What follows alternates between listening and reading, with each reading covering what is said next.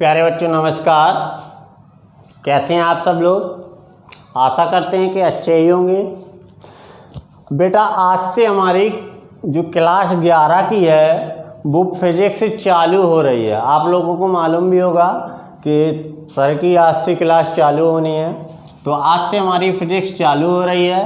तो आज हम कुछ फिजिक्स के बारे में बेसिक जान लेंगे और कल से हमारी क्लास विधिवत तरीके से चालू हो जाएगी पहले चैप्टर से। तो आज की हमारी क्लास का ये आज का पहला लेक्चर है।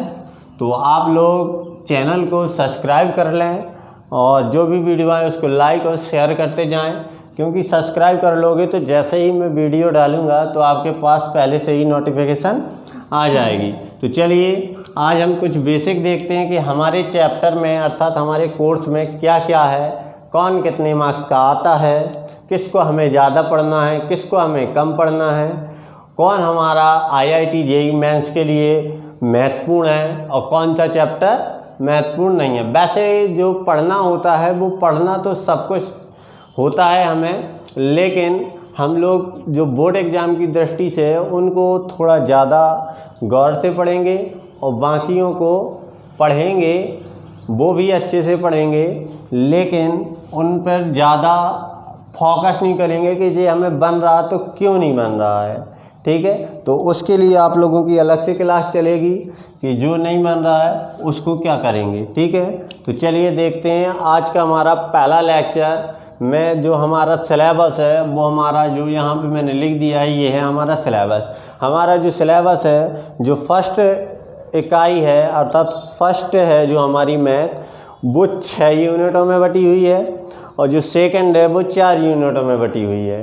ठीक है, तो पहले यूनिट में ये 2 लेसन आते हैं जिसका नाम है भौतिक जगत और इकाई तथा मापन, और एक ये वाला भी आ जाता है थोड़ा जिसको कहते हैं हम लोग विमा। तो ये इसी के साथ कनेक्ट करके देखिएगा। यूनिट फर्स्ट में हमारे 3 लेसन हैं और 2 मार्क्स का आता है। ये यहाँ पे जो मैंने ब्लैक मार्कर से लिखे हुए हैं ये सारे के सारे मार्क्स हैं जो इस यूनिट से आने हैं। तो पहले यूनिट में है हमारा भौतिक जगत और इकाई तथा मापन, ये हमारी फर्स्ट यूनिट है और ये विमा भी इसी वाले लेसन में है, तो ये आता है हमारा 2 मार्क्स का। ठीक इसी के साथ यूनिट सेकंड में चलते हैं। तो सेकंड में हमारे कुछ 2 लेसन हैं जिसमें सरल रेखीय गति और हमारा समतल में गति, अर्थात हम किसी रेखा में गति के बारे में अध्ययन करेंगे और समतल रेखा के बारे में अध्ययन करेंगे। और साथ ही हमारा जो अगला यूनिट है उसमें केवल और केवल एक ही है गति के नियम। इसमें हम न्यूटन के गति के नियमों के बारे में पढ़ेंगे कि न्यूटन जो साइंटिस्ट थे उन्होंने क्या क्या नियम दिए थे और कैसे उनको सिद्ध किया था, कैसे अपने व्यवहार में लाए थे। तो चलिए उन सभी के बारे में अध्ययन हम लेसन 6 में करेंगे जो 7 मार्क्स का आता है और यूनिट 3 में मौजूद है। क्लियर। इसी के साथ हम 7th लेसन में जाएंगे जो यूनिट 4 कहलाता है, जिसमें हम कार के बारे में पढ़ेंगे, ऊर्जा के विभिन्न रूपों के बारे में जानेंगे और हम शक्ति के बारे में जानेंगे कि पावर आखिरकार होता क्या है। इसी के साथ हम अगले लेक्चर में चलेंगे और हमारा ये लेक्चर जो कार शक्ति वाला ये भी आता है 7 मार्क्स का। अब हम अगले लेक्चर में कणों की निकाय तथा घूर्णन गति, इसमें ये गति तुमने अभी तक नहीं पढ़ी होगी घूर्णन गति, तो हम 8वें लेक्चर में इस घूर्णन गति के बारे में अध्ययन करेंगे। घूर्णन गति बेटा वो कहलाती है जैसे हमारा सूर्य है वो पृथ्वी के चक्कर लगा रहा है, जो पृथ्वी है वो सूर्य के चक्कर लगा रही है, तो वो वाली गति घूर्णन गति कहलाती है। या हम किसी दृढ़ आधार से किसी वस्तु को ऐसे घुमाते हैं तो वही गति हमारी क्या कहलाती है, घूर्णन गति कहलाती है। तो उसके बारे में हम इस 8वें लेक्चर में डिस्कस करेंगे जो 7 मार्क्स का आता है, यूनिट 5 में मौजूद है। और साथ ही साथ लास्ट में जो है हमारा इस फर्स्ट फिजिक्स का वो है लास्टमा लेक्चर अर्थात लास्टमा डेफिनेशन या लास्टमा पार्ट कह सकते हो उसको, क्या है गुरुत्वाकर्षण, जो 6 मार्क्स का आता है। सबसे ज़्यादा मोस्टली है क्योंकि इसको IIT मेंस में सबसे ज़्यादा क्वेश्चन इससे पूछे जाते हैं, सरल रेखीय गति से, विमा से, इन 4 लेसनों से सबसे ज़्यादा क्वेश्चन पूछे जाते हैं IIT JEE मेंस में।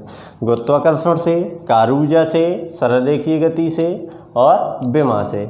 ज़्यादातर इन्हीं से क्वेश्चन पूछे जाते हैं, कभी कभी ये घूर्णन गति से भी क्वेश्चन पूछ लिया जाता है। तो यहाँ पर हमारी फर्स्ट फिजिक्स का अंत हो जाएगा 9 लेसन के बाद। क्लियर।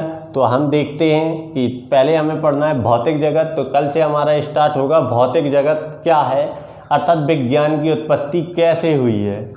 ठीक, उसके बारे में हम लोग जानेंगे। फिर उसके बाद इकाई तथा मापन, जो वैज्ञानिक राशियां हैं उनको कैसे नापा जाता है, कैसे तौला जाता है, कैसे मापा जाता है। बहुत ही छोटे छोटे मात्रकों के बारे में भी डिस्कस करेंगे और बड़े से बड़े मात्रकों के बारे में भी डिस्कस करेंगे। फिर प्रत्येक राशि की विमा के बारे में जानेंगे। विमा अर्थात उसकी जो न्यूमेरिकल वैल्यू होती है, अर्थात जो ABCD के अक्षरों में उसकी जो विमा होती है वो क्या होती है, उसके बारे में जानेंगे। फिर हम जानेंगे सरल रेखीय गति।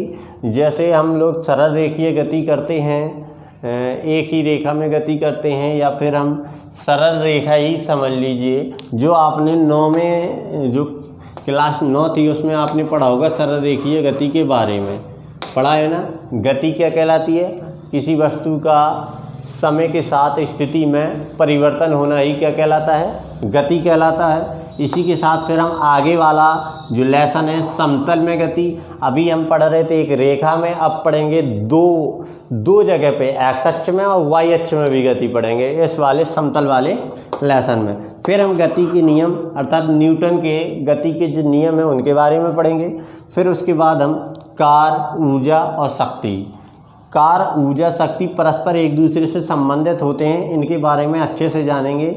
इसके बाद हम कणों के निकाय और घूर्णन गति अर्थात कणों के बारे में पढ़ेंगे और घूर्णन गति के बारे में भी अध्ययन करेंगे। इसके बाद हम पढ़ेंगे गुरुत्वाकर्षण। गुरुत्वाकर्षण क्या है, गुरुत्वाकर्षण जो हमने 9th में पढ़ा था उससे ये बहुत ही ज़्यादा डिटेल में आएगा। तो ये मत सोचना जितने भी लेसन आप लोगों ने 9th में पढ़े होंगे उससे कई गुना डिटेल में अब हम लोग यहाँ पढ़ेंगे 11th में। ये पढ़ लिया समझ लो फिजिक्स हमें बनने लगी।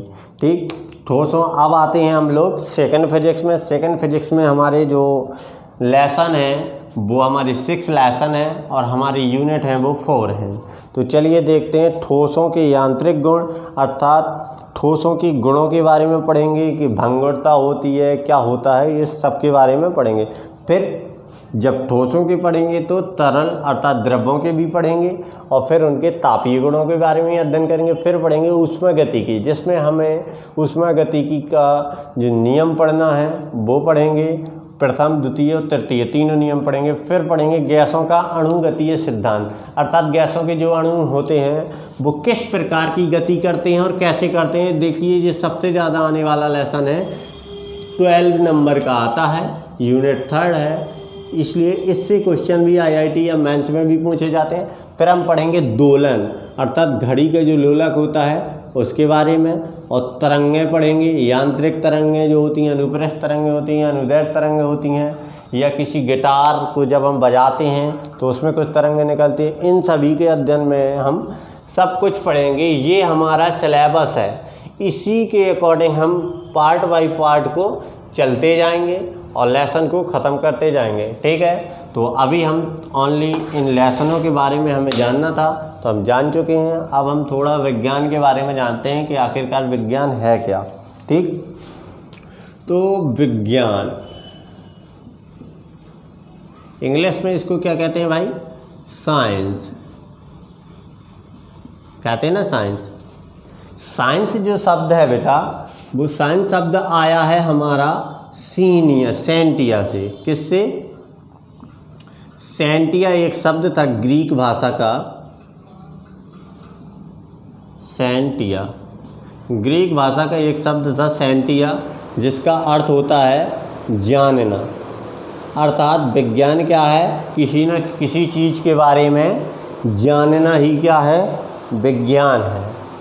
जो एक ग्रीक भाषा के शब्द सेंटिया से हमारे उत्पन्न हुई है। तो विज्ञान क्या है, विज्ञान में हम लोग देखते हैं कि पहले कोई भी हमारा जो आविष्कार किया गया होगा उससे पहले उनको कुछ जानकारी प्राप्त की गई होगी कि ये आखिरकार हुआ कैसे है और क्यों हुआ है, उसके बारे में जानेंगे, जो हमारा निष्कर्ष निकलेगा वही क्या कहलाएगी, विज्ञान कहलाएगी। चलिए विज्ञान क्या है, तो जो मानव प्रेक्षण करता है, मानव के प्रेक्षणों का क्रमबद्ध होना चाहिए, क्रमबद्ध व सुव्यवस्थित ज्ञान क्या कहलाता है, विज्ञान कहलाता है। देखिए बेटा, आप क्रमबद्ध और सुव्यवस्थित कैसे होना चाहिए।